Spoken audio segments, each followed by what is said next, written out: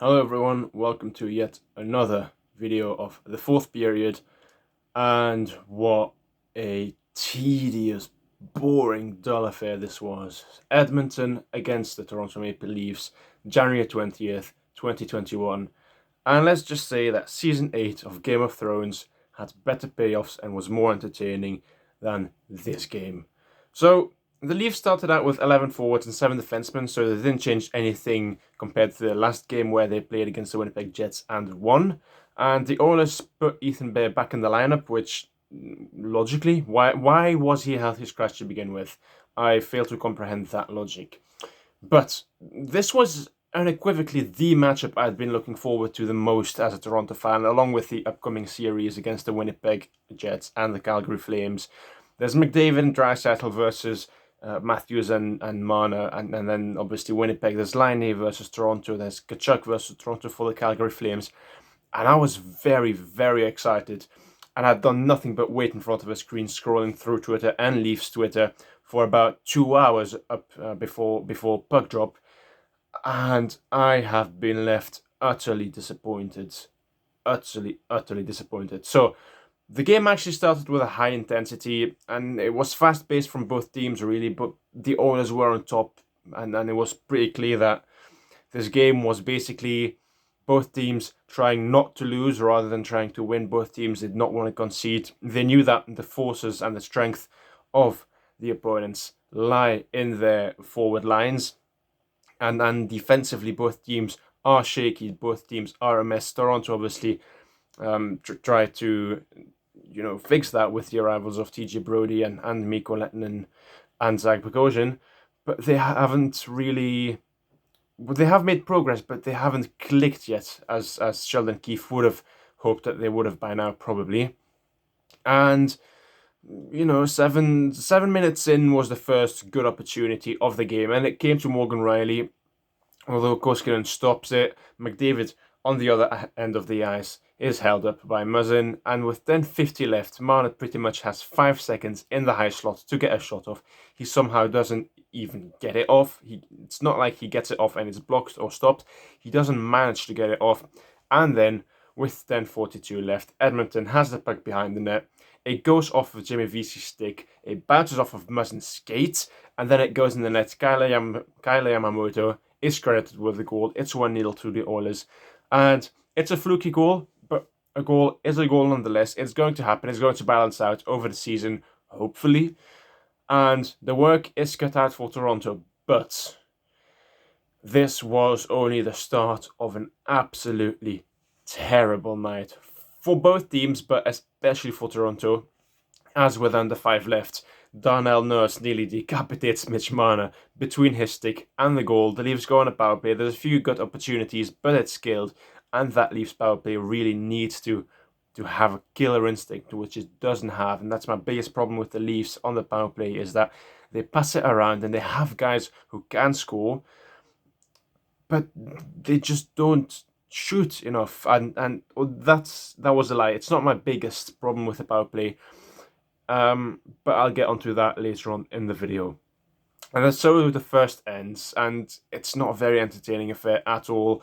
Both teams come out of 50-50 chances with propitious chances, but how propitious are they? Not that much. It's just they get a few good looks here and there, but nothing really clear-cut.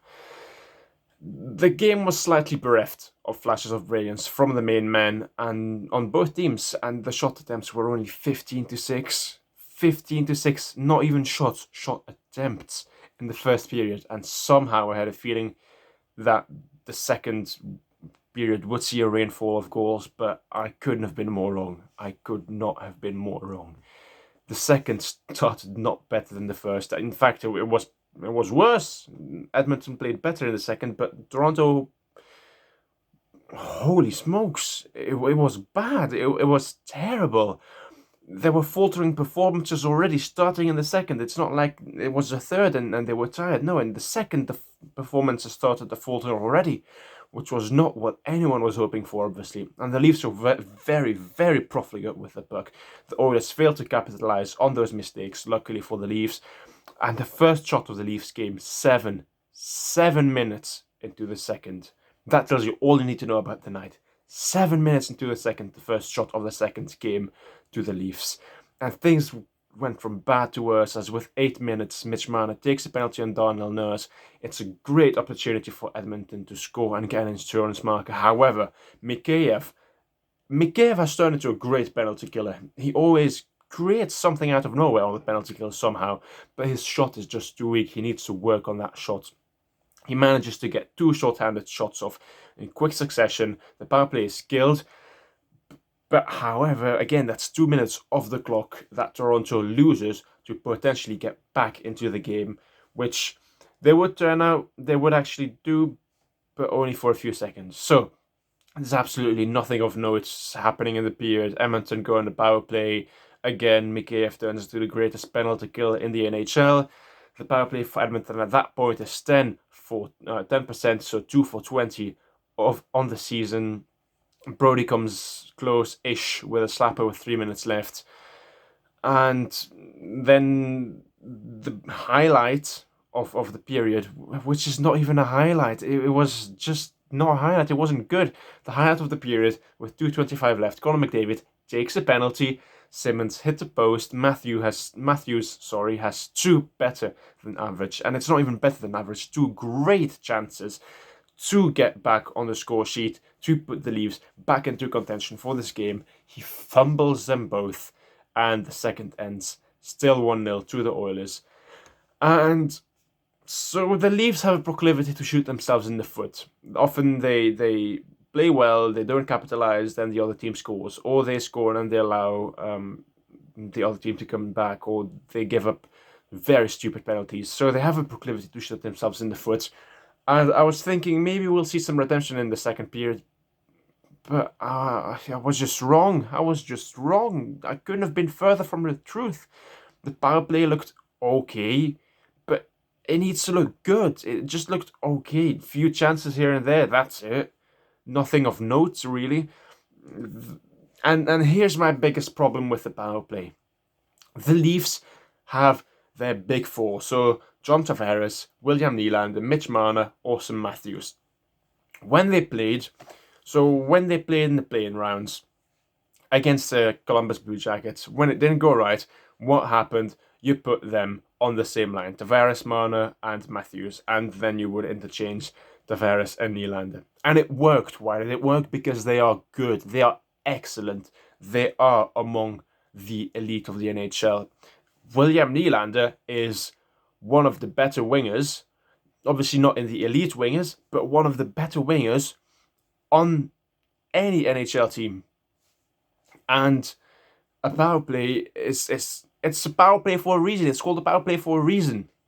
Now, my biggest problem is you have these 4 big guys in Toronto who can do some damage. They can pass the puck, they can shoot the puck, they have a higher than average hockey IQ, yet they're not put on the same power play because you want to balance out the power play, which doesn't make sense. It's called a power play. Use it to your advantage.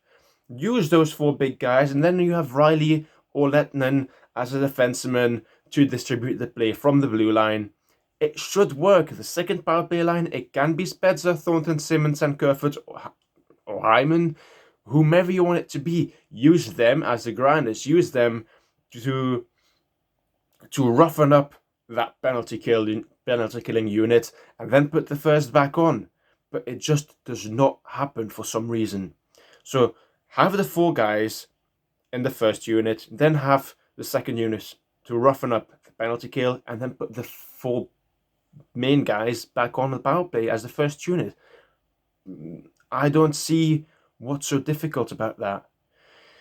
But anyway, the third starts, and Nylander actually starts quite well. He cuts through Edmonton. He gets a shot off, but it's a relatively easy save for Koskinen.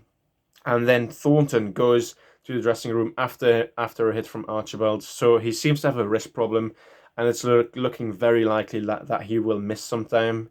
I don't know if it's a broken wrist. I don't know if it's, maybe it's the arm, maybe it's the hand. We don't know as of yet. But in any case, although I have had some issues with Thornton on the first line, I obviously hope he is okay. I hope he's not out for too long. It's never nice to see anyone injured on any team, even if I dislike the player, which I obviously don't do. It's Joe Thornton. Everyone loves Joe Thornton, but it's not nice to see him injured, and I hope he comes back very soon and stronger than ever. So, out of the blue, there's light of the end, and then out of the blue, there's light at the end of the tunnel. So, the Leafs miraculously find the net. At the 6:45 mark, Matthews wins a corner battle against Zach Cassian. I think it's pronounced correctly. He manages to squeak the puck through into the net. It's 1-1. There's 13:15 left. And you think, okay, we have light at the end of the tunnel. Perhaps we can capitalize on the momentum and get a second goal. But no, Muzzin straight away takes a penalty on a dive.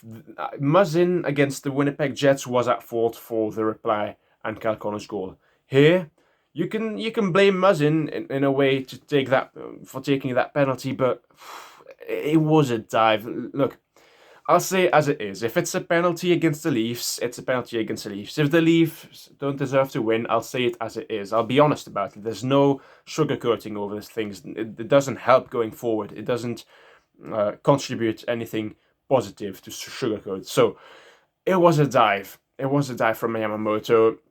And on the power play, Draisaitl gets a rebound. He has acres of space on an open net to shoot it in. He shoots it in. It's 2-1 Oilers. The Leafs are on the back foot yet again. And on a very boring, dull night, it doesn't look like they're going to win.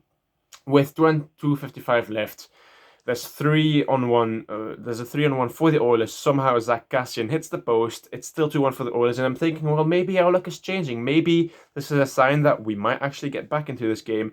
But no, Jason Spezza on a wide open net misses with just under 2 minutes left. And yes, you can blame Jason Spezza for missing it, but I actually can't make an excuse up for him. But anyway, Archibald scores on the empty net. It's 3-1 Oilers. Game done. The Leafs lose. The Oilers win. And I've seen lots of Leafs fans blame the refs for this. And, oh, if the refs didn't do this, we would have won it. And partially, yes. But despite one unfortunate goal and another one that is a direct result of a blatantly wrong call, the performances throughout the board were still unacceptable from the Leafs. I don't know that if the refs were perfect on the night, the Leafs would have won. That's certainly not a given. That's how bad Toronto was, really. Both teams were terrible, but Toronto was just unacceptably bad. They were very profligate in possession. They were uninspired when on the offense. They were tedious throughout the 3 periods. And no team deserves to win. No teams deserve to lose. You're going to have nights like this, I guess.